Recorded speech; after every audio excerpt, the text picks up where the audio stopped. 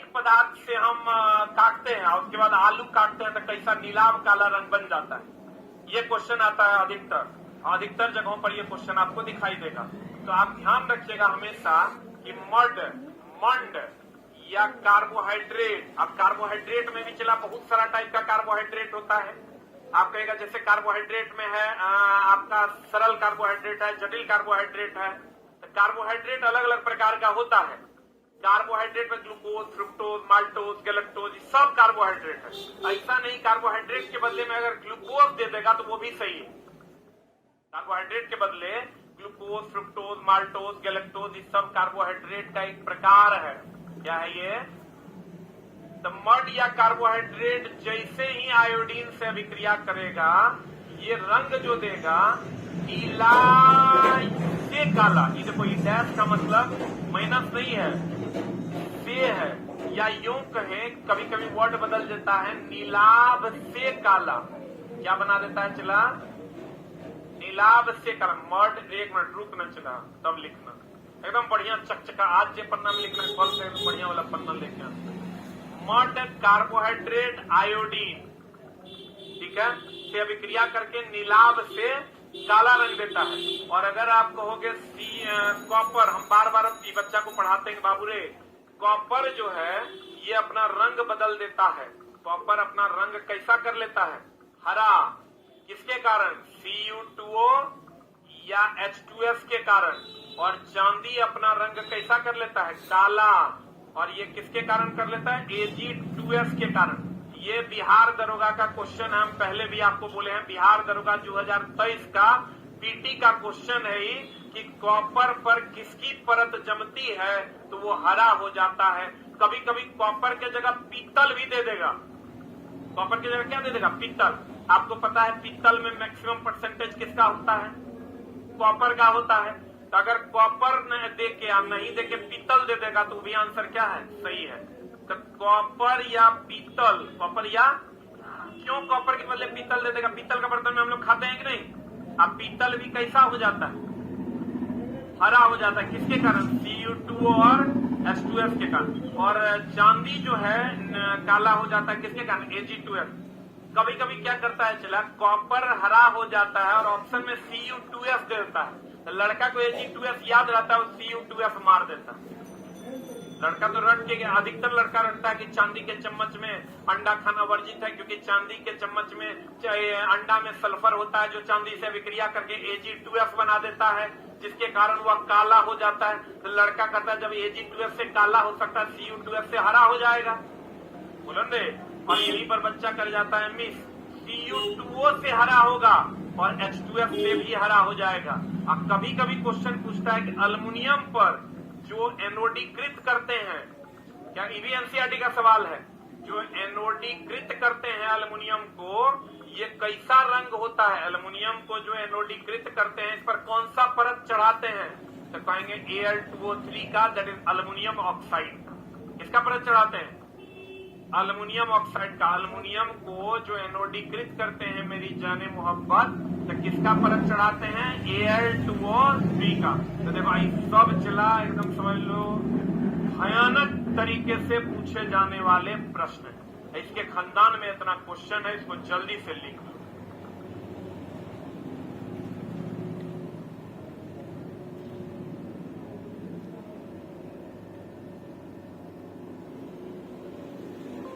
Bihar electricity जिन बच्चों ने लिया है उनका कल से क्लास चलेगा 6 बजे से। नए बच्चों का 6 से 8 चलेगा नॉन टेक, 8 से नॉट ट्रेड। पुराने बच्चों का अभी सिर्फ 8 से नॉट ट्रेड चलेगा। 6 से 8 की जानकारी हम आपको अलग से देंगे। कल से ही स्टार्ट होना था, लेकिन बिहार इलेक्ट्रिसिटी को एक दिन के लिए एक्सटेंड किया गया है। 12 तारीख से स्टार्ट होगा।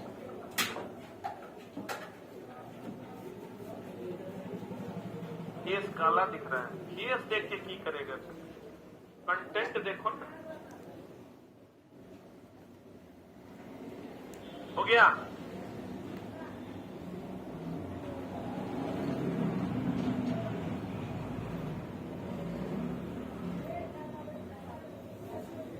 हो गया? जल्दी लिख, 1 नंबर करके 2 नंबर करके लिखते जाएगा। पीडीएफ टेलीग्राम पर भी डाल दिया गया है।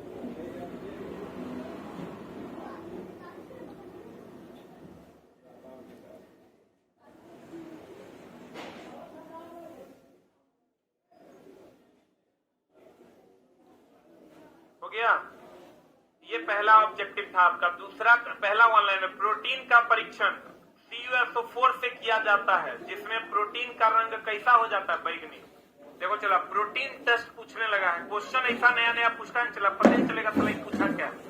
प्रोटीन टेस्ट जो होता है ये किसके द्वारा करते हैं? कॉपर सल्फेट के द्वारा। अब बताओ कॉपर सल्फेट अम्लीय की क्षारीय? ये ध्यान रखना, कॉपर सल्फेट जो होता है चला, कॉपर सल्फेट होता है चला अम्लीय। क्या होता है ये? कॉपर सल्फेट अम्लीय होता है। कॉपर सल्फेट क्या होता है? अम्लीय होता है। अम्लीय होगा तो ये ABr फॉलो करेगा कि BRB? ABr बोले तो एसिड ब्लू टू रेड कर देगा। एसिड अम्ल जो है नीले को क्या कर देगा? लाल कर, ब्लू कर देगा। अम्ल नीले को लाल करेगा, एसिड ब्लू टू क्या कर देगा? रेड। क्लियर है? अब एक क्वेश्चन और हम लोग जानेंगे। हम चला वही बात पढ़ाएंगे जो तुम नहीं जानता है या तुमको बहुत थोड़ा थोड़ा आता है, और जो तुम ऑलरेडी जानता है उस पर हम लोग आगे बढ़ेंगे। ठीक है ना? तो कहते हैं कॉपर सल्फेट अम्लीय होता है और ABr की बात होती है, यानी अम्ल नीले लिटमस पत्र को क्या कर देगा? लाल। यहां पर कोई डाउट है?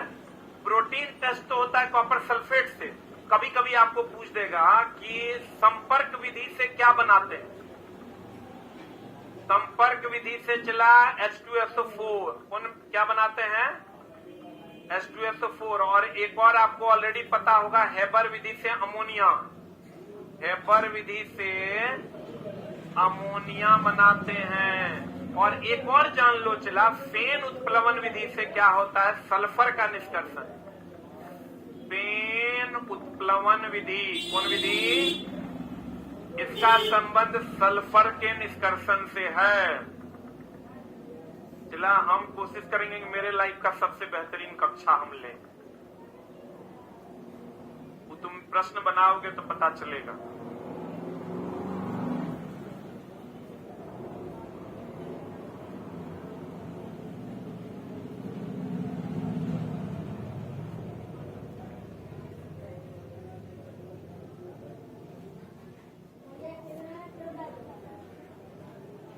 हो गया?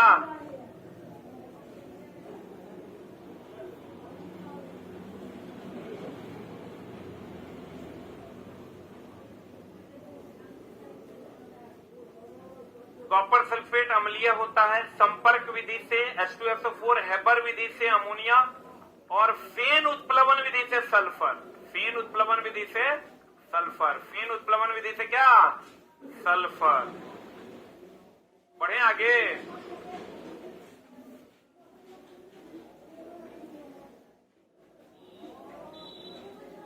कहते हैं कार्बोहाइड्रेट को देखो ऊर्जा प्रदान करने वाला भोजन कहा जाता है। जैसे चला ये वो चीज और है, ये जो लाइन लिखल है ना, ये NCERT के एग्जैक्ट लाइन है। एग्जैक्ट यही बात वहां लिखल है, उठा के खाली पेस्ट है। जैसे क्वेश्चन हम लोग क्या पढ़ते हैं, देखो कार्बोहाइड्रेट क्या देता है? ऊर्जा। ये बात NCERT में नहीं है। NCERT में कार्बोहाइड्रेट को ऊर्जा प्रदान करने वाला भोजन कहा जाता है। तो आपको पता है ऊर्जा से संबंधित आपका जो लाइन है वो सबको पता होना चाहिए। नहीं पता है तो कार्बोहाइड्रेट क्या देता है? क्या देता है? ऊर्जा देता है। और उसके बाद अगर हम बात करें कार्बोहाइड्रेट क्या देता है? ऊर्जा। वसा अत्यधिक ऊर्जा देता है, या देखो अत्यधिक में अधिकतम ऊर्जा देता है। Everything is a copy of a copy. We need to begin again with fresh eyes. See life for what it could be. With greater tools and the power to do it all. Stand apart and be powerfully unique. PW Set is back. Physics वाला scholarship कम admission test आ चुका है for class 8, 9, 10, 11, 12 या dropper. आप किसी भी class में हो, आप ये एग्जाम को दे सकते हो और अप टू 9। अधिकतम ऊर्जा कौन देता है? वसा। ऊर्जा खाली कौन देता है? कार्बोहाइड्रेट। ऊर्जा खाली कौन देता है? कार्बोहाइड्रेट। बीपीएससी के लिए साइंस पढ़ा दीजिए सर। अब 2 दिन में बीपीएससी का एग्जाम है रे, टीचर वाला।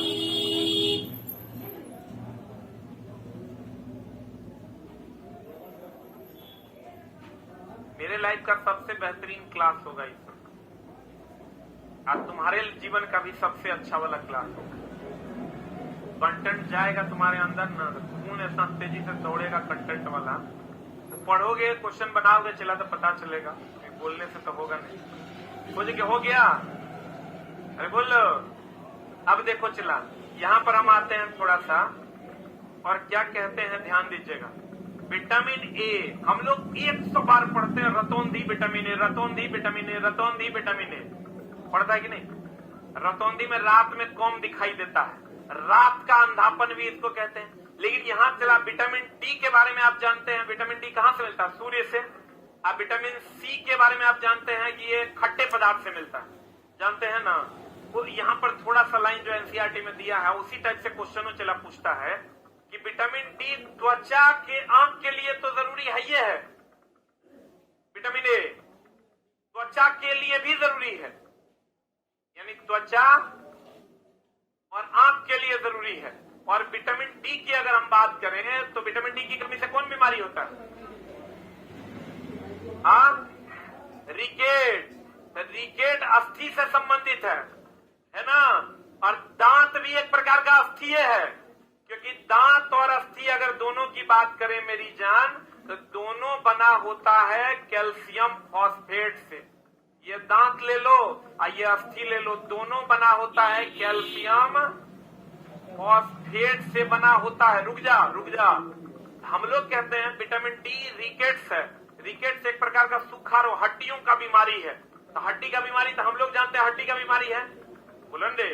अब दे देगा दांत का तो फिर गड़बड़ा जाइएगा, लेकिन दांत भी एक प्रकार का क्या है?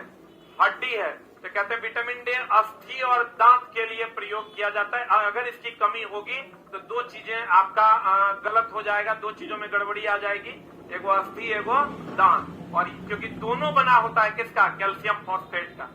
अधिक मात्रा में कैल्शियम और कम मात्रा में फॉस्फोरस। विटामिन सी रोग घाव के प्रति सुरक्षा। देखो विटामिन सी में दो बातें हैं। विटामिन सी हम लोग क्या पढ़ते हैं? रोगों के प्रति सुरक्षा, इसलिए कि कोरोना के टाइम में देखना विटामिन सी की गोली मिलती थी, क्योंकि अगर आप विटामिन सी का श्रवण करते हैं, विटामिन सी आप पीते हैं या खाते हैं टेबलेट के रूप में, तो रोग प्रतिरोधक क्षमता आपका बढ़ जाएगा, बोलेंगे। और रोग प्रतिरोधक क्षमता बढ़ जाएगा मेरी जान। लेकिन घावों को भी ठीक करने के लिए कौन चाहिए? Vitamin C. तो कहता है घाव के प्रति सुरक्षा भी कौन देता है? Vitamin C. अब मेरे दोस्त आप जानते थे विटामिन ए आंख के लिए, रतौंधी। अब जानिए आप किसके लिए? त्वचा के लिए। विटामिन डी अस्थि के लिए जानते थे, अब आप जानिए दांत के लिए। और विटामिन सी रोग के लिए आप जानते थे, रोगों के प्रति सुरक्षा के लिए। अब आप ये भी जानते होंगे ऑलरेडी, घाव के प्रति सुरक्षा के लिए। बोलवे नहीं करेगा तो हड्डी दे देगा, नहीं देगा तो दांत आंसर होगा। आंख नहीं देगा तो त्वचा आंसर होगा। यहाँ पर रोग नहीं देगा तो घाव भरना आंसर हो जाएगा। अब कहोगे दोनों दे देगा तो नहीं देगा, कोई एक ही गुण देगा तो एक से अधिक उत्तर मार दीजिएगा। बोलिए, तो ये आपका मामला है। और अस्थि और दांत किसका बना होता है? Calcium phosphate. Any doubt?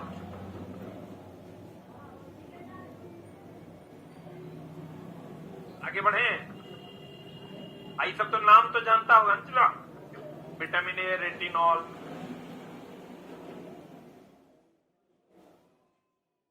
आई जो चला विटामिन सी है ना, घाव के प्रति सुरक्षा और रोग से लड़ने के लिए हमारे शरीर में एंटीबॉडी बनाने में सहायता करता है। कौन? Vitamin C. बढ़े, बढ़ गया क्या? 5 नंबर कहता है भोजन को गर्म का। अच्छा चला एक बात बताओ, जे तू जानता है ना उसको हम लोग इग्नोर करेंगे, वो तू पढ़ा हुआ है उस पर हम ज्यादा जोर नहीं देंगे। कि सबको पता है भोजन को धोएंगे बी या सी घुल के निकल जाएगा। तो नहीं जानत है जग में, तब जानत कि भैया धोएंगे ना तो बी और सी क्या हो जाएगा? निकल जाएगा। लेकिन आप जानिए कि भोजन को गर्म भी कीजिएगा तो विटामिन सी आसानी से नष्ट हो जाएगा, क्योंकि गर्म अगर आप भोजन को करते हैं तो मॉइस्चराइज होगा, मॉइस्चराइज होगा तो विटामिन सी आसानी से निकलेगा तो गर्म करने तो जल जाएगा। अभी तक आप ये जानते थे कि बी और सी को अगर इसीलिए कहते हैं खट्टे फलों को काट कर नहीं धोना है, या सब्जियों को काट कर नहीं धोना है, पहले धोना है तब काटना है, न तो बी या सी पानी में घुल कर निकल जाएगा। लेकिन आज आप जानिए कि अगर आप पकाते पकाते हैं भोजन को तो बी निकले ना निकले विटामिन सी आपका निकल लेगा। क्या करने से? पकाने से। आज जल के साथ घुलनशील कौन कौन है ये आप ऑलरेडी जानते हैं। जल के साथ घुलनशील कौन कौन है? बी और सी। जल के साथ घुलनशील कौन है? बी और सी। अब गर्म करने पर जो जल जाएगा, समाप्त हो जाएगा, वो कौन है? Vitamin C. समझ में आया? बोलन दे। ये बहुत बच्चों के लिए पढ़े भी होंगे और कुछ बच्चे नहीं भी पढ़े होंगे, तो आप दोनों बच्चे देख लीजिए कि जल में घुलनशील बी और सी। आप भोजन को गर्म करने पर जो नष्ट होगा वो विटामिन सी। क्लियर है? बोलो हाँ। आंसर। अब देखो रुक्षांश क्या होता है? रुक्षांश की अगर हम बात करें, चला देखो कभी कभी आप क्या कीजिए, चला इसबगोल वगैरह कभी पिए हैं? इसबगोल क्या है? चला वो लोग कहता है कब्ज वगैरह है ना, तो इसबगोल पी लो। अब पेट गर्म हो गया, इसबगोल पी लो। इसबगोल एक प्रकार का फाइबर है। क्या है वो? अगर आप फाइबरिक फूड खाते हैं तो आपका पाचन थोड़ा सा लेट से होगा, लेकिन बहुत सारी चीजों को ठीक कर देगा वो। तो रुक्षांश हिंदी वर्ड है, इसका इंग्लिश वर्ड होता है चला फाइबर। क्या होता है? कहता फाइबर का एक मुख्य स्रोत। एक मिनट होल्ड ऑन। हम लोग अभी तक क्या जानते हैं कि फाइबर जो होता है वो हरे पेड़ पौधों में पाया जाता है। जैसे आप साग समझ रहे हैं, ये सब खाइएगा तो उसमें फाइबरिक फूड है वो। जैसे आप ये खाइए, क्या बोलते हैं उसको अभी जो मिलता है यार रोड पे, अरे संतरा में भी फाइबर पाया जाता है। लेकिन आप ये जानिए चला इसका मुख्य स्रोत साबुत अनाज है। साबुत अनाज समझते हैं? दाल है, आलू है और ताजा फल है। लेकिन आप कहते हैं, हम लोग क्या कहते हैं, दाल में प्रोटीन सबसे अधिक मात्रा में पाया जाता है। एक मिनट। लेकिन अगर हम फाइबर की बात करें तो फाइबर दाल में भी है। वो अलग बात है कि इसमें सबसे अधिक क्या है? प्रोटीन है। अगर हम साबुत अनाज कहें, साबुत अनाज जैसे चावल खाते हैं या अन्य चीजें, मकई खाते हैं आप, ये सब में भी फाइबर है। आलू में भी है और ताजा फल में भी पाया जाता है। सबसे अधिक अगर कहेगा कहाँ पाया जाता है तो ताजा फल में फाइबर पाया जाता है। सबसे अधिक अगर कह देगा, सबसे अधिक कह देगा तो लिख लो कहां पर? फल में। सबसे अधिक कहां पाया जाता है? फल में। अब चला इससे भी ज्यादा फाइबर पाया जाता है शैवाल में। लेकिन क्या हम लोग शैवाल खाते हैं? हम लोग शैवाल नहीं खाते हैं।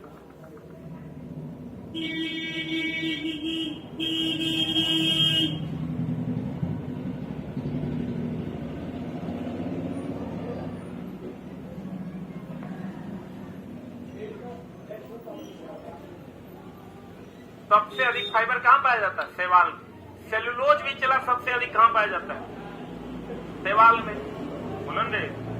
सेलुलोज सबसे अधिक कहां पाया जाता है? शैवाल में।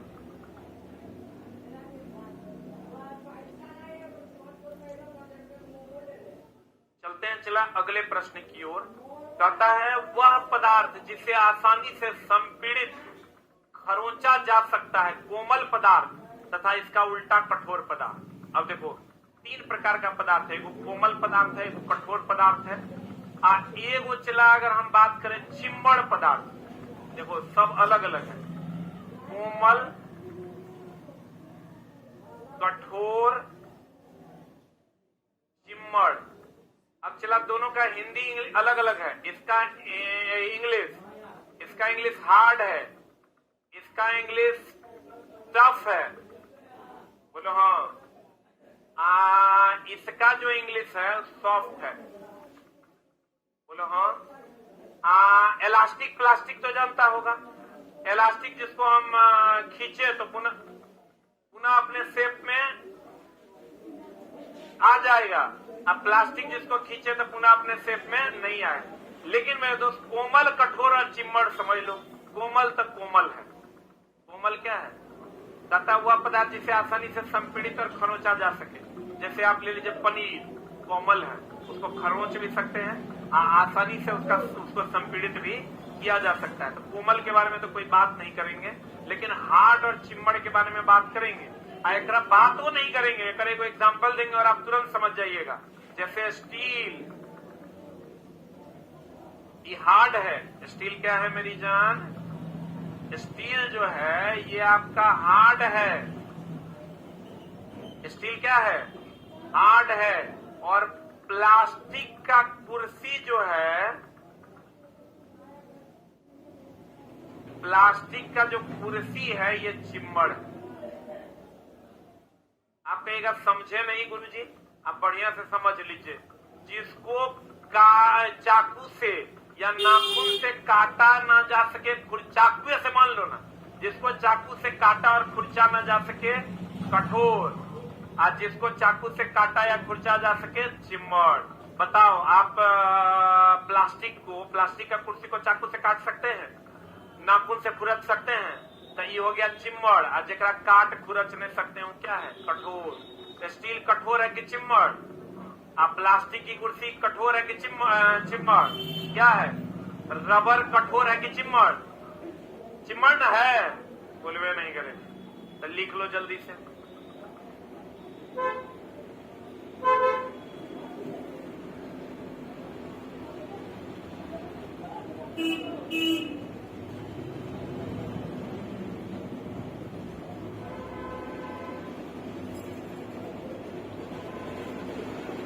वो छोटा लिखता है अच्छा पढ़ा लेते हैं।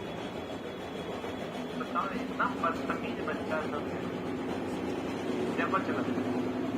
अब हम लोग आते हैं कांच, जल, वायु, कुछ प्लास्टिक पारदर्शी पदार्थ है। ध्यान से समझना, यहां लगल है कुछ प्लास्टिक। यही कथन निष्कर्ष वाला क्वेश्चन दे देगा, फिर तुम्हारा हालत हो जाएगा खराब। सब प्लास्टिक पारदर्शी नहीं है। जैसे तुम कुर्सी ले लो तो भी तो प्लास्टिक है, लेकिन सभी प्लास्टिक पारदर्शी नहीं है। तो फिर वही देगा सभी अयस्क खनिज हैं, लेकिन सभी खनिज अयस्क नहीं है।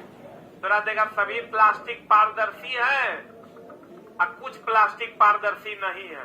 तो तू ये जान लो कि सब प्लास्टिक पारदर्शी है क्या? इस मामले में हम लोग 3 बात पढ़ते हैं हमेशा। एगो पढ़ते हैं चला ट्रांसपेरेंट, पढ़े हैं ना? एगो पढ़ते हैं ट्रांसपेरेंट, एगो पढ़ते हैं चला ट्रांसलूसेंट, एगो पढ़ते हैं हम लोग ओपैक। बोलो हाँ। ट्रांसपेरेंट कहते हैं आर पार दिखेगा, आर पार दिखेगा। इसको क्या कहते हैं? ट्रांसपेरेंट। ऐसे भी नहीं हम लोग कहते हैं बड़ा ट्रांसपेरेंट है, मतलब आर पार क्या हो रहा है? दिख रहा। ट्रांसलूसेंट का मतलब पारदर्शी के अपारदर्शी। हाँ, इसको कहते हैं अर्ध पारदर्शी। क्या कहते हैं इसको? देखो चला एक एग्जाम्पल पूछता है। एगो थीन पेपर जान रहे हो, आप सूती कपड़ा देख रहे हो, ये क्या है? अर्ध पारदर्शी। एगो होता है चला ओपैक। क्या होता है? ओपैक। तीसरा होता है ओपैक। ओपैक बोले तो अपारदर्शी। अपारदर्शी। अपारदर्शी में बताओ स्टील क्या है? अपारदर्शी है। लोहा क्या है? अल्युमिनियम क्या है? रुक रुक रुक, आइए 1 मिनट होल्ड डाउन। कहते हैं ट्रांसपेरेंट। फेरेंट लिखा गया है। ट्रांसपेरेंट। ट्रांसपेरेंट बढ़िया समझना चला। ट्रांसपेरेंट। ट्रांसपेरेंट। अब देखो इसको याद ऐसे रखना चला, ये गड़बड़ा जाता है बच्चा। ट्रांसपेरेंट का मतलब है कि ऐसे भी हम लोग कहते हैं ना बड़ी ट्रांसपेरेंट, मतलब आर पार दिख रहा है। बोलो हाँ, एकरा में कोई झोल है? अब ये दोनों तुम्हारे एग्जाम हॉल में उल्टा पलटी हो जाएगा, ओपैक और ट्रांसलूसेंट। एगो बात बताओ, हम लोग कहते हैं ट्रांसजेंडर। ट्रांसपेरेंट याद है ना? अब ट्रांसलूसेंट और ओपैक में गड़बड़ी होगा। ट्रांसजेंडर। ट्रांसजेंडर मतलब बीच वाला, किन्नर बोलते हैं ना। तो ट्रांसजेंडर मतलब बीच। एगो पारदर्शी जो आर पार दिखेगा, एगो अपारदर्शी जो आर पार नहीं दिखेगा। बोलो ना रे। अब तुम इसको ऐसे भी याद कर सकता है चला कि अपारदर्शी ओपैक, अपारदर्शी ओपैक। और ट्रांस से मतलब बीच वाला, आधा मेल और आधा फीमेल, मतलब आधा मेल आधा फीमेल, आधा आधा होगा तो अर्ध पारदर्शी होगा। बोलवे नहीं करेगा। ट्रांसपेरेंट ट्रांसपेरेंट आर पार, a translucent अर्ध आर पार, आधा पार आधा नहीं पार, और ओपैक बोले तो ओपैक अपारदर्शी, ओपैक अपारदर्शी, ओपैक अपारदर्शी। लिख लिया।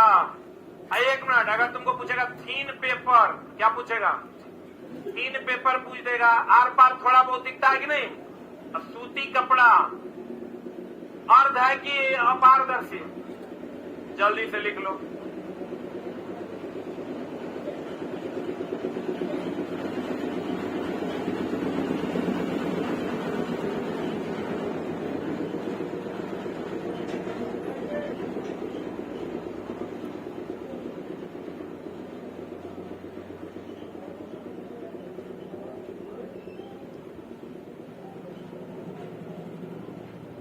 हो गया?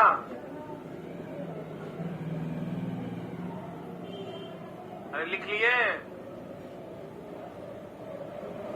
नंबर दे दे के लिख रहा है। चला व्हाइट पेज में लिखो एकदम चक। आगे बढ़े। अगला बात ये देखो, कपास देख लो। चला यही कपास है। एकरे से तुम्हारे एग्जाम में क्वेश्चन बन जाएगा। फिगर देख के कपास की प्राप्ति क्या हुआ उसको? हाँ, चक्कर आ रहा है। कपास की प्राप्ति किससे होती है? ये चला कपास मतलब रुइया समझ रहा है। इसकी प्राप्ति किससे होती है? फूल से। हमेशा ध्यान रखना, रबर जो है ये रबर प्राप्त होता है आइसोप्रीन से। किससे प्राप्त होता है? चला रबर आइसोप्रीन नामक बहुलक से प्राप्त होता है। और चला रेशा दो प्रकार का होता है, ये ध्यान रखना। एक होता है प्राकृतिक रेशा, इस पर भी बहुत सारे प्रश्न पूछे जाते हैं। एक होता है चला प्राकृतिक रेशा, और एक होता है कृत्रिम रेशा। प्राकृतिक रेशा की अगर हम बात करें तो इसमें क्या क्या आ जाएगा तुम्हारा? देखो, रबर अगर खाली रबर है तो प्राकृतिक है, और संश्लिष्ट रबर है तो कृत्रिम है। इसका मतलब उसमें सल्फर मिला दिया गया है। बोलो हाँ।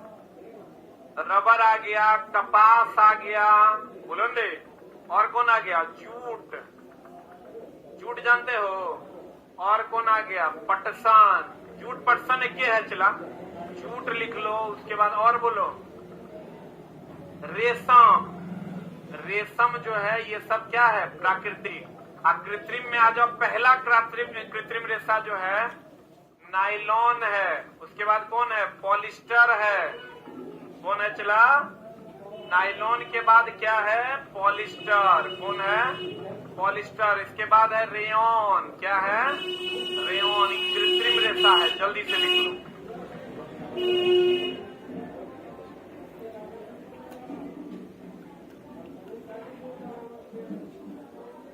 जल्दी।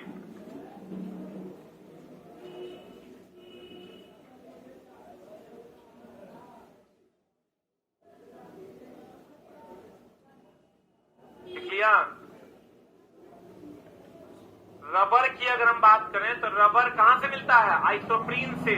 और कपास कहां से मिलता है? रुई से। कपास की प्राप्ति पौधों के फूल से होती है। कपास की प्राप्ति कहां से होती है? कपास की प्राप्ति फूल से होती है। Rubber isoprene. रबर कहां से मिलता है? आइसोप्रीन। और रबर के बारे में कभी कभी पूछता है किससे मिलता है? लेटेक्स से। कहां से मिलता है? चला ये हेविया ब्राजीलियंसिस एक पेड़ है जो अमेजन के जंगलों में पाया जाता है। उसके लेटेक्स यानी दूध से मिलता है हमको रबर। क्या नाम है उस पेड़ का? जो रबर है ये मिलता है हेविया ब्राजीलियंसिस। हेविया ब्राजीलियंसिस। हेविया ब्राजीलियंसिस के पेड़ से मिलता है। क्या? पेड़ के लेटेक्स से। पेड़ के लेटेक्स यानी दूध से। पेड़ के लेटेक्स यानी किससे? दूध से मिलता है। क्या क्या मिलता है दोस्त? रबर। हेविया ब्राजीलियंसिस के पेड़ के दूध यानी लेटेक्स से प्राप्त होता है। हिबिया ने चला हेविया ब्राजीलियंसिस। और ये पेड़ कहां पाया जाता है? अमेजन के जंगलों में पाया जाता है। ये वो लिखता है, मेरा तारीफ करो न तो लाइव बंद कर देंगे। लिखता है सर आप पढ़ाते हैं दिल गार्डन गार्डन हो जाता है। चला मेरा तारीफ नहीं करेगा तो फिर हम एकदम लाइव भी बंद कर देंगे, पैसा लेके पढ़ाएंगे। छोटा सा अटपट लिखेगा। अभी देखो वो लिख रहा है, गुड़िया तुम रोज कहीं नहीं आती है पढ़ने। अब मान लो कि गुड़िया आ भी जाएगी पढ़ने तो उससे तुम उसका कमेंट्स ही तो देख पाओगे। आप देखो ये हो गया। अरे हुआ, इधर आ जाओ, इधर इधर। इसको मिटाएं। कौन सा पेड़ से? हैबिया ब्राजीलियंसिस के लेटेक्स से। किससे? लेटेक्स से। आइसोप्रीन कह देगा चला रबर एक प्राकृतिक बहुलक है, लेकिन अगर कह देगा संश्लिष्ट रबर, तो संश्लिष्ट का मतलब एक कृत्रिम होता है। आ जाओ इधर। कहते हैं मेरी जान, सूखे पौधों को की डंडियों को आसानी से अलग करना क्या कहलाता है? थ्रेशिंग। ये चला सबको पता होगा, किसान के बच्चे हैं हम लोग के लिए तो नॉर्मल बात। सूखे पौधों की डंडियों से अनाज को अलग करना सब थ्रेशरिंग जानता है, लेकिन एनसीईआरटी में प्रश्न था तो ये वन लाइनर आपके सामने उपस्थित है। इस पर हम लोग ज्यादा टाइम ना देते हुए अगले में चलते हैं। अनाज से भूसी को अलग करना ये निष्पावन है। सब क्वेश्चन है एनसीईआरटी में, अगर मजाक में नहीं लेना। अनाज से भूसी को अलग करना निष्पावन क्या है? निष्पावन कहलाता है, जिसको इंग्लिश में विनोइंग कहते हैं। क्या कहते हैं? चला अनाज से भूसी को अलग करना विनोइंग यानी निष्पावन कहलाता है। लेकिन यही अगर तुरा कह देगा सूखे डंठल किधर गया? सूखे पौधों की डंडियों से अनाज को अलग करना क्या कहलाता? थ्रेशिंग। तो बताओ तो चला ई बात दोनों अलग अलग है कि नहीं है? ई तो हम लोग तब जो भूसी वगैरह अलग करते नहीं या गुंडा अलग करते हैं। गुंडा जानता है रे? वो फिल्म वाला गुंडा नहीं होता, धान में चावल में का जो गुंडा होता है उसको हम लोग करते हैं अलग। उस विधि को हम लोग निष्पावन कहते हैं। क्या कहते हैं इसको? और चला तुमको हम हमेशा पढ़ाते हैं कि समुद्री जल का शुद्धिकरण किसके द्वारा होता है? किसके द्वारा? आसवन। समुद्री जल का शुद्धिकरण जो है ये आसवन विधि द्वारा होता है। कौन विधि द्वारा? और पेट्रोलियम का शुद्धिकरण जो है, पेट्रोलियम का शुद्धिकरण ये होता है प्रभाजी आसवन विधि द्वारा। और अगर कह देगा स्विमिंग पूल का पानी किससे साफ होता है? स्विमिंग पूल का पानी किससे साफ होता है? क्लोरीन से। किससे? आयोडीन से भी। और अगर तुमको कह देगा पीने वाला पानी हम लोग जो साफ करते हैं फिल्टर में, वो किससे साफ होता है? पराबैंगनी किरण से। इसीलिए देखना केंट का प्यूरिफायर आप खरीद के लाओगे, उस पर लिखल रहता है यूवी प्लस। क्या लिखल रहता है? UV plus. आज तरीके लाइव कैसे कट गया कैसे?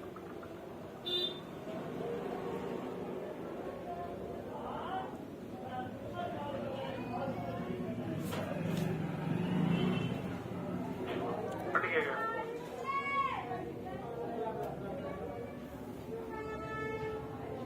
अरे ऊपर आओ, लाइट कट गया। ऊपर आओ, ऊपर जो तो कट गया क्या? चल रहा है प्रचार भी आता है लाइवों में।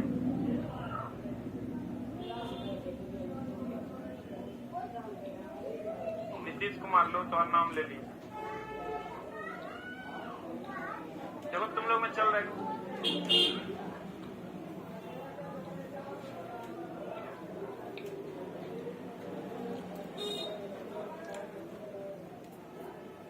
हो गया? चला देखो नेट वेट जाएगा तो उड़ा जाएगा। समुद्री जल जो है ये आसवन विधि द्वारा, पेट्रोलियम का शुद्धिकरण प्रभाजी आसवन। स्विमिंग पूल का पानी Cl2 या आयोडीन और की गोली डाल देते हैं। बाढ़ का पानी भी चला, ये लिख लो बाढ़ का पानी। बाढ़ का किसके द्वारा? क्लोरीन। पीले वाला पानी, इसीलिए देखना केंट के प्यूरिफायर पे लिखा रहता है UV plus, 1 plus, UV plus. पीने वाला पानी पराबैंगनी किरण से साफ होता है। स्विमिंग पूल का पानी क्लोरीन से या आयोडीन से, या क्लोरीन से कौन सा पानी? बाढ़ का पानी। बाढ़ के पानी को शुद्ध किया जाता है। पेट्रोलियम का शुद्धिकरण प्रभाजी आसवन, और समुद्री जल का शुद्धिकरण आसवन। सही है। अगला प्रश्न में चलते हैं चिला जी। अगला प्रश्न आपके स्क्रीन पर ये रहा, मिश्रण के नीचे तली में बैठा अवक्षेप। हम पहले भी बोले थे, चला अवक्षेप का कुछ गुण लिख लो। अवक्षेप हम एनसीईआरटी का सवाल है कि अवक्षेप जो है पानी में अघुलनशील होता है। पानी में अघुलनशील है कौन? अवक्षेप। अवक्षेप लिख के डाल दो, लिखो पानी में अघुलनशील। आइए, ठोस अशुद्धि है। कौन अशुद्धि है? चला ठोस अशुद्धि है। कौन अशुद्धि है? ठोस अशुद्धि है।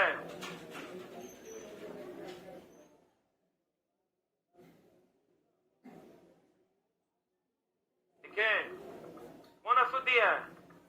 ठोस अशुद्धि है। तथा मिश्रण के नीचे तली में बैठे अवक्षेप को अवसादन तथा ऊपरी भाग को अलग करना क्या कहलाता है? निस्तारण। अब देखो चला, ये जो तुम पानी डाले हो, यहाँ जो गंदगी नीचे अलग हुआ है, इसको हम लोग कहते हैं अवक्षेप। ये जो ऊपर वाला मटेरियल है, इसको हम लोग कहते हैं निस्तारण।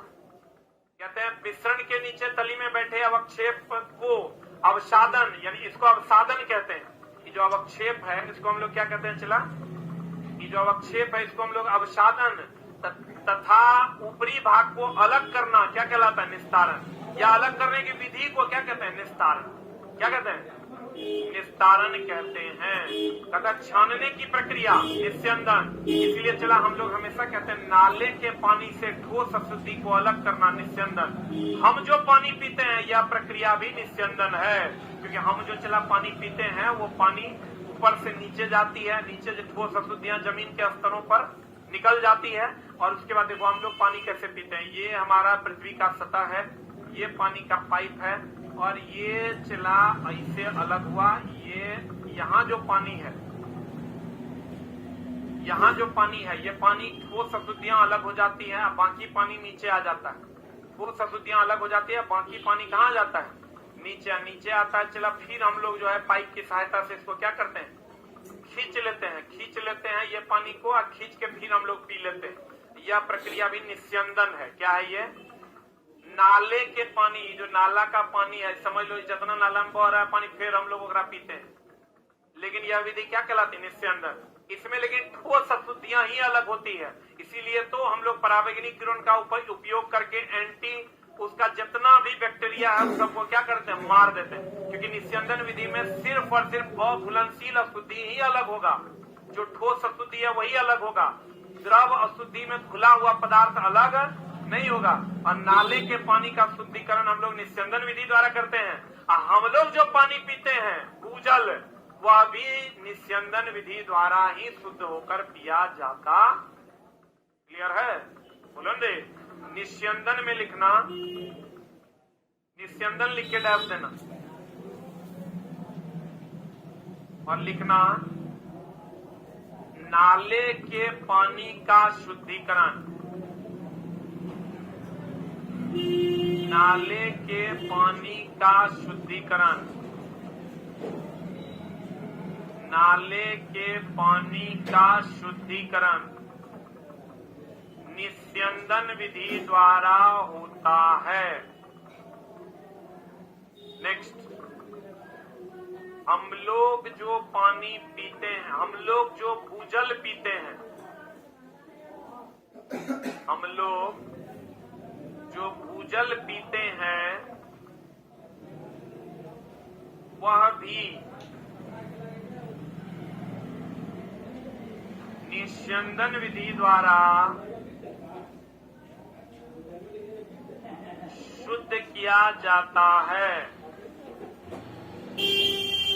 हम लोग जो भूजल पीते हैं, कौन विधि द्वारा चला?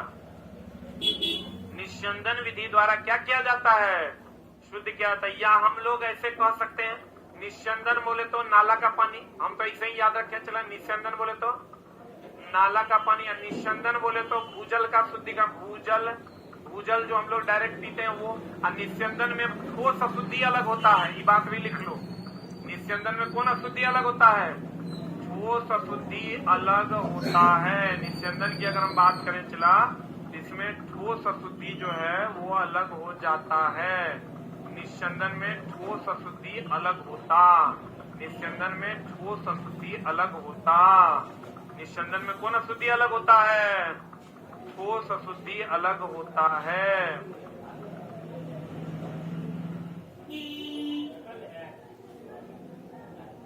निस्यंदन में कौन अशुद्धि अलग होता है? ठोस अशुद्धि। अब चला देखो, कहते हैं क्वेश्चन कहता है, लाइन कहता है कमजोर तना जो भूमि पर फैलता है विसर्पी लता कहलाता है। ये देख लो, ये जो जमीन पर कमजोर तनाएं फैलती है इसका नाम कौन लता है? विसर्पी लता। कल हम पढ़ाए थे एक जगह, स्तंभ जड़ किसको कहते हैं? बरगद से जो निकलता है स्तंभ जड़ जो है, स्तंभ जड़ जो है चला, ये कहां से निकलता है? बरगद से निकलता है। बरगद से निकलने वाला आरोही जड़ किसका? आरोही जड़ किसका? आर्किड का। किसका? आर्किड की जो जड़ें होती है वो कैसी जड़ें होती है? आरोही जड़ जो है ये आर्किड में पाया जाता है। कहाँ पाया जाता है चला? आर्किड में। स्तंभ जड़ किसको? स्तंभ जल नहीं, स्तंभ जड़ कहाँ पाया जाता है? बरगद में। कहाँ पाया जाता है? और आर्किड को हम लोग नाइट्रोजन अवशोषण करने वाला पौधा भी कहते हैं, बुलंदे, क्योंकि इसमें नाइट्रोजन की क्या होती है? कमी होती है। स्तंभ जड़ कहाँ पाया जाता है? बरगद में। अधिकतर तुमको यही पूछेगा चला, स्तंभ जड़ कहाँ पाया जाता है? बरगद में। आप कहेगा कमजोर तना जो भूमि पर फैलता है उसे कौन लता कहते हैं? विसर्पी लता। कौन लता कहते हैं? कमजोर तना जो भूमि पर फैलता है उसे विसर्पी लता कहते हैं। कमजोर तना जो भूमि पर फैलता है उसे विसर्पी लता कहते हैं।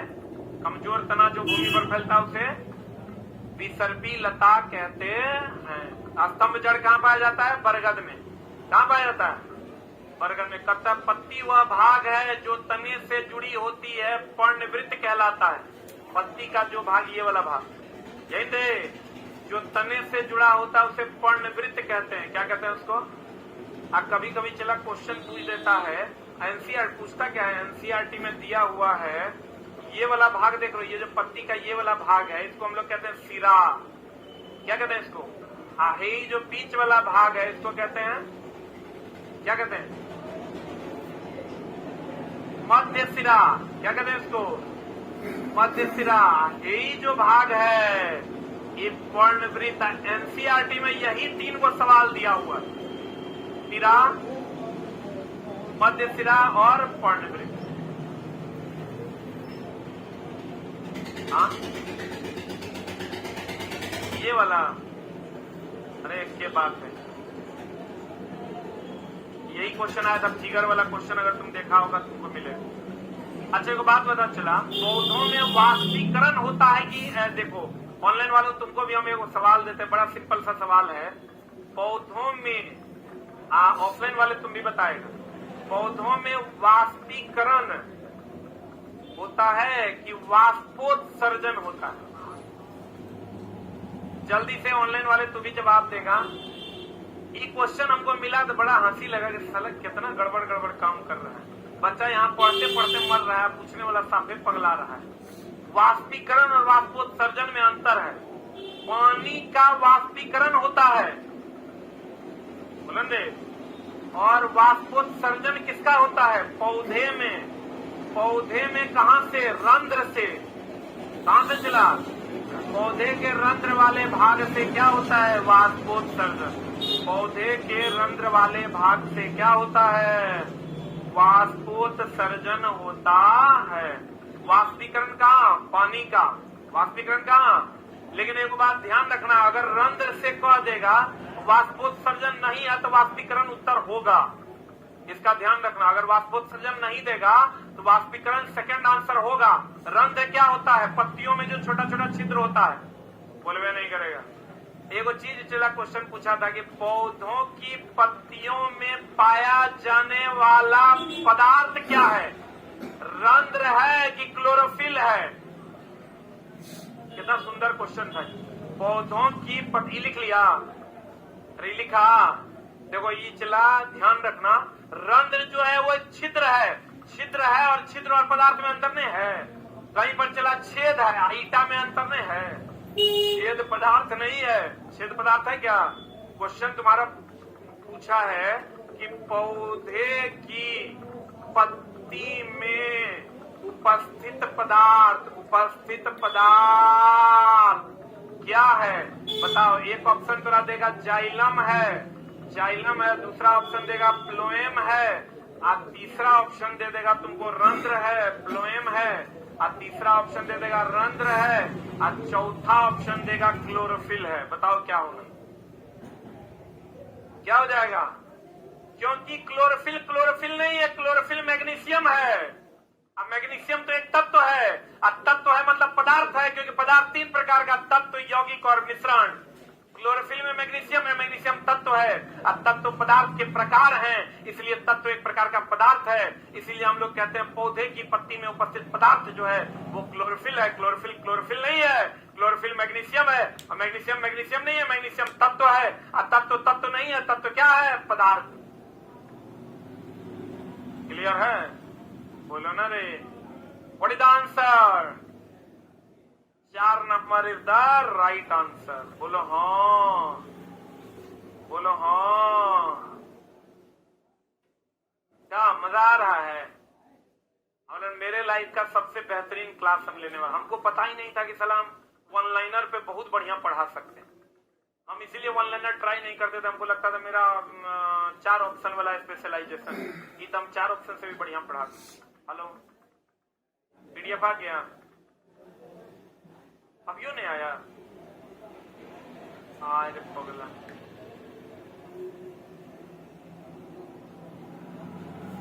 बाप रे, चला रही 3 बजे से बोल रहा है 5 मिनट।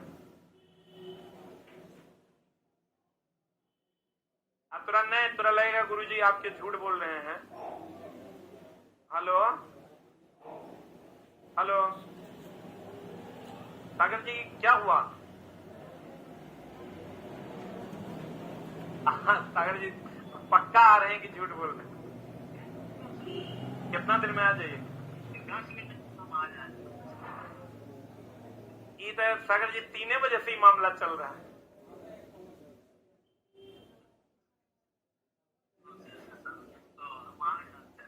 ये तो 2 बजे से हो रहा है 10 मिनट।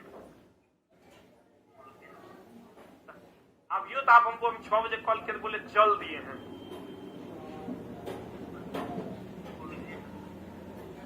अच्छा कोई बात नहीं, सुनिए ना, नहीं होगा तो आज बोल देते हैं बच्चा को कल से मिलेगा, कोई दिक्कत नहीं। आप करवा लीजिए। अभी तो बच्चा को छोड़ रहे हैं हम ना, तो आज नहीं है मिलेगा, हम कल से बोलेंगे। आप करवा ही लीजिए, कल 12 बजे के बाद दीजिए।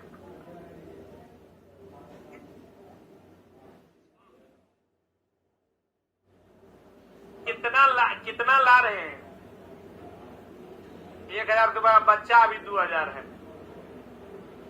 कोई बात नहीं, कल देंगे। आप करवा के आके रख दीजिए, कल देंगे। सुन लिया? चला, हम झूठ नहीं बोलते। हम ये पीडीएफ लाने के लिए उनको छुट्टी भी दे दी है ड्यूटी से। अब 2 बजे से हम अपने से कॉल कर रहे हैं कि ले आएगा। फाइनली देखो, अब यो हमको जब क्लास पूछ रहे थे तो हम बोले 5 मिनट में देगा। हमको बोला पहुंच गए बिगना पहाड़ी मोड़ पर। अरे ये देखो, चला कोई बात नहीं। चला, आज तो हम लोग पढ़ ही लिए ना, लेकिन कल जो है हम लोग जब लेंगे पीडीएफ आपको 12 बजे 2 बजे के बाद मिलेगा। 2 बजे के बाद अगर आया होगा 2 बजे के बाद उपलब्ध मिल जाएगा। और साइंस टेस्ट में जिन बच्चों का एडमिशन है उनको लेना नहीं है, कल आप यहाँ आइएगा तो आपको क्लास में बंटवा देंगे, ठीक है ना? बाकी बच्चे अपना ले लेंगे। साइंस टेस्ट वाले नहीं लेंगे, उनको यहाँ मिल जाएगा। वहां नहीं मांगना है काउंटर पे, नहीं, कार्ड दिखा के नहीं मांगना है, उसमें घपला हो जाएगा। जो बच्चा कार्ड के साथ एंट्री करेगा उसको मिल जाएगा। तो इधर आते हैं हम लोग। पौधों की पत्तियों में उपस्थित पदार्थ कौन है? क्लोरोफिल। अब चला कहता देखो है, ये देखो आया। हम यही ना भी पढ़ा रहे थे। हम बोले थे पत्ती से जल के वाष्पीकरण की प्रक्रिया वाष्पोत्सर्जन कहलाती है, ना कि वाष्पीकरण कहलाती है। वाष्पीकरण की वाष्पोत्सर्जन क्या कहलाती है? वाष्पोत्सर्जन कहलाती है। क्लियर है? और पानी का क्या होता है? वाष्पीकरण। अच्छा चला, जब इतना तू पढ़िए लिया तो वो एनसीईआरटी का एक और सवाल है, बताएगा? बता दो तुरा, हम पूछ जाएंगे कि तू सही में पढ़ता है। बताएगा? एक बात बताओ, चला एकदम सिंपल सा क्वेश्चन हम तुरा देते हैं, अब तू हमरा बताना।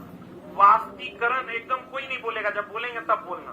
वाष्पीकरण जो है पहला उष्मा क्षेपी है, कोई नहीं बोलेगा। दूसरा, ऑनलाइन वालों तू लोग भी बोलेगा रुक रुक रुक रुक रुक रुक रुक रुक रुक। हम बताते हैं, को बात है ग्राम में, जैसे ही क्वेश्चन चला रट्टा नहीं मारना, सोचना है। Think about the question. ये सोचो, ये जो सिस्टम है वाष्पीकरण, ये उष्मा ले रहा है कि हमरा दे रहा है? रुक रुक रुक ना। चला हम एक और दूसरा एग्जांपल एक्सप्लेन कर देते हैं, तुमको बढ़िया समझो ना। जैसे हम लोग जो कहते हैं वाष्पीकरण, हमको ये याद करें, देखो पानी है, रट्टा मारोगे चला तो उसमें छेपी सोसी हो जाएगा, सोसी छेपी हो जाएगा। हम ये याद करेंगे कि वाष्पीकरण है, उष्मा लेगा। क्या करेगा? उष्मा लेगा। तो लेगा तब ना पानी गर्म होगा तो वाष्प बनेगा। क्लियर है? अब आ जाओ ऊर्ध्वपातन पे, हंसना नहीं। ऊर्ध्वपातन हमको पता है ठोस से गैस में बदलता है। ठोस से किसमें बदलता है? गैस में। ठोस से अगर ये ऊर्ध्वपातन विधि है, ठोस से किसमें बदल जाता है? चला ठोस से किसमें बदल जाता है?